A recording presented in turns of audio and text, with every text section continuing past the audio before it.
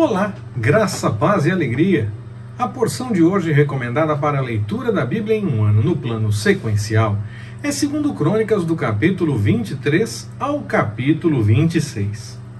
Como ainda pode ter alguma inquietação com a questão do nome de Jeoacás e até Joacás em algumas traduções, e Acasias, sendo que pela raiz e pelo significado dos nomes nós concluímos que seja realmente a mesma pessoa, eu vou dar um exemplo que não tem ligação com essa questão de raiz do nome, ou até mesmo com a origem do nome, mas que pode ajudar no entendimento dessa questão do significado dos nomes.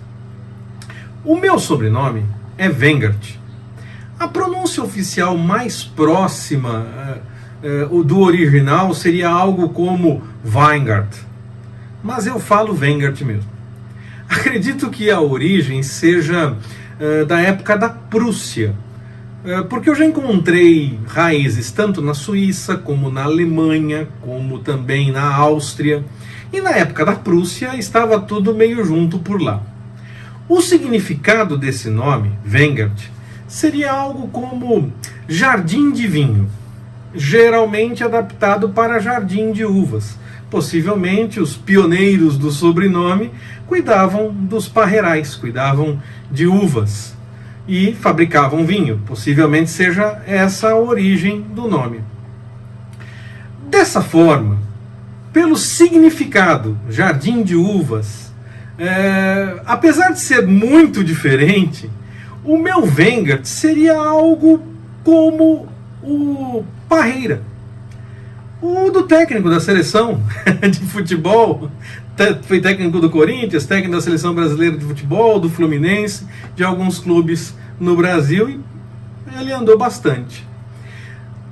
Então é possível que até mesmo com nomes tão diferentes, por conta do mesmo significado, a gente encontre alguma proximidade.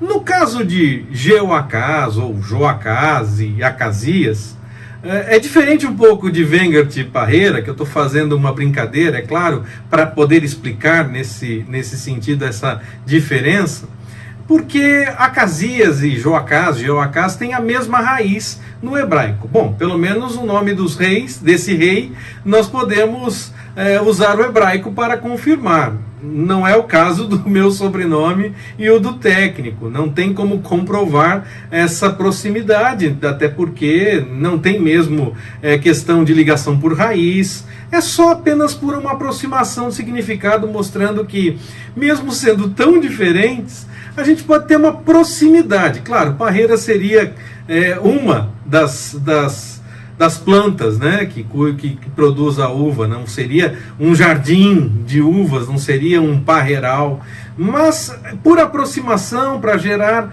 essa possibilidade de explicação, de tornar mais claro a respeito dessa questão, de mostrar que nomes tão diferentes podem sim ter significados até parecidos. No caso do rei de Judá, ainda é por conta do nome no hebraico, que tem a mesma raiz, que gera de fato o mesmo significado.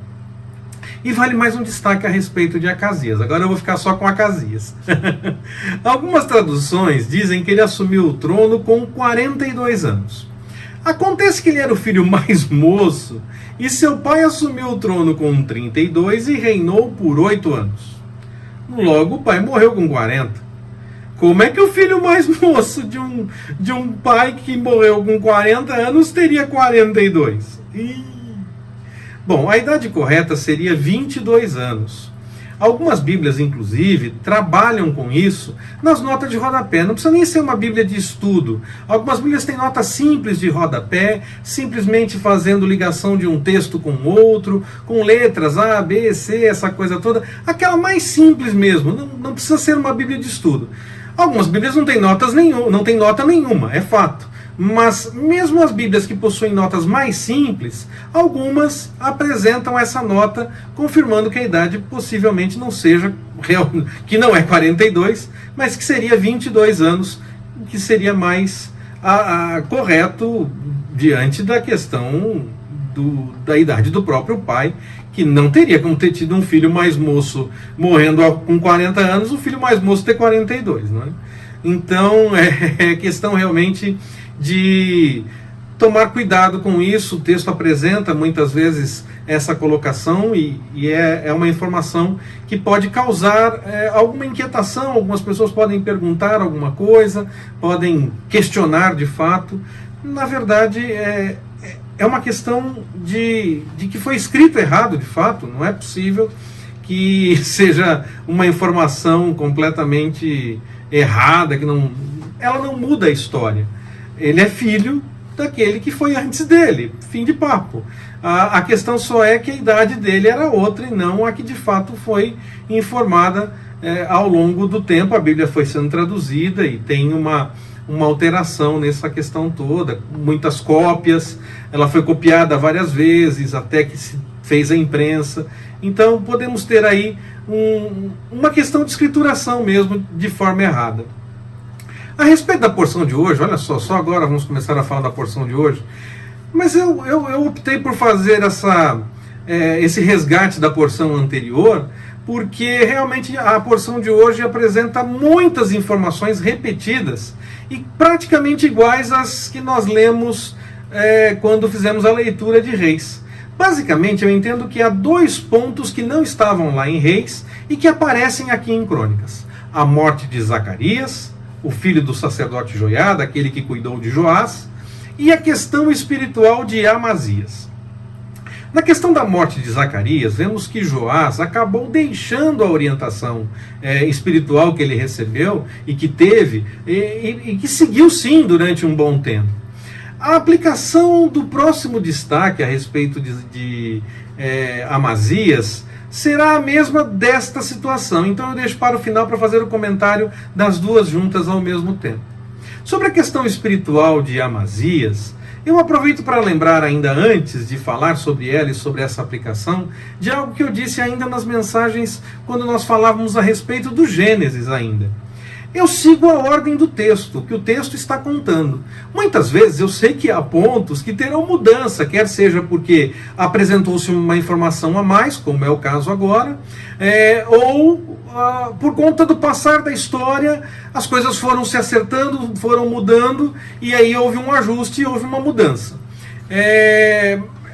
Muitas vezes eu sei que tem isso, mas no momento da mensagem eu falo com base no que o texto que nós estamos lendo para aquele dia revela.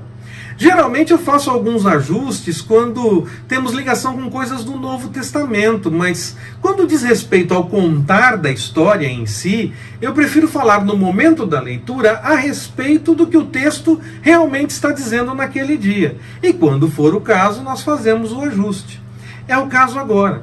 Amazias, segundo Reis, seguia a vontade do Senhor, e Jeoás não seguia. Ainda assim, Jeoás derrotou Amazias, e naquele momento eu disse que era então possível que aquele que seguia a vontade do Senhor fosse até mesmo derrotado, porque em algum momento deixou de seguir a orientação do Senhor, porque fez a coisa porque tinha vontade de fazer, ou porque resolveu fazer por conta própria, e o Senhor não estava encaminhando daquela forma. Agora, aqui em Crônicas, nós vemos que Amazias fez algo parecido com o que fez o seu pai, o Joás. Ele começou buscando a vontade do Senhor e depois acabou seguindo por um caminho errado, incluindo inclusive a questão de idolatria e tudo mais. Aliás, é dito na passagem de hoje que a conspiração que acabou tirando a vida dele começou desde que ele se desviou dos caminhos do Senhor. Ainda assim, quando Uzias assume o trono, é dito que ele fez como seu pai e seguiu o que era reto aos olhos do Senhor. Como houve feitos espirituais corretos por parte de Amazias, ele acaba sendo reconhecido nessa parte. Fazem o registro de que ele se afastou disso, mas que houve um tempo em que ele fez o que era certo aos olhos do Senhor.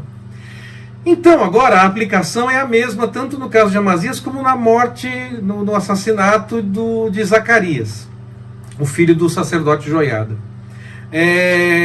Nós precisamos tomar cuidado em nossa caminhada diária, cada dia, cada situação que nós vivemos, para não acontecer o mesmo que aconteceu tanto com Joás como com Amazias. Muitas vezes nós nem notamos, mas acabamos nos afastando do caminho do Senhor.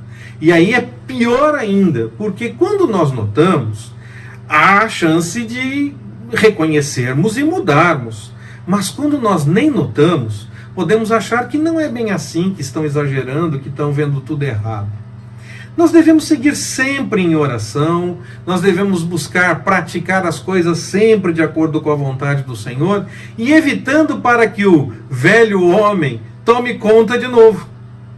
Eu acho que foi Lutero que disse que pensava que o velho homem tinha morrido nas águas do batismo, mas ele acabou descobrindo que o velho homem sabia nadar e que era necessário matá-lo todos os dias.